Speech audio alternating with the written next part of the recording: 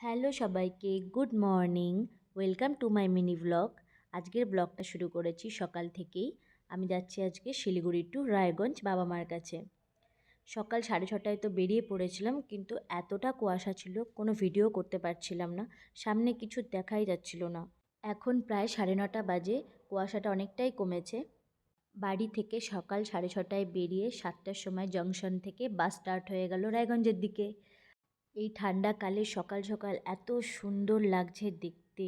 আমি এদিকে হেডফোনে গান শুনতে শুনতে ভিডিও করতে করতে যাচ্ছি। আর বাস এতটাই বেশি ভিড় হয়ে গেছিলো, আমি আমার কোনো ভিডিওই করতে পারিনি। পুরো ঠেসে পুরো লোক দাঁড়িয়ে দাঁড়িয়ে যাচ্ছে।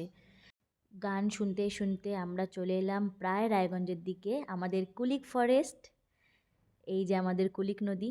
আমার তো মনে হয় শিলিগুড়ির মহানন্দা নদীর থেকে কুলিক নদীতে অনেক জল দেখা যাচ্ছে। মহানন্দা নদী তো একদম শুকিয়ে গেছে। এই যে আমাদের সবার প্রিয় রায়গঞ্জ শহরের কুলিক নদী ক্রস করছি। আর আমিও চলে এসেছি প্রায় কাছাকাছি। এখন বাজে প্রায় 12:30টার দিকে। তখনও কিন্তু হালকা রোদ উঠেছে, তবুও কুয়াশা কুয়াশা ভাব আছে। আর রায়গঞ্জে তো একটা আলাদা ঠান্ডাই পড়ে।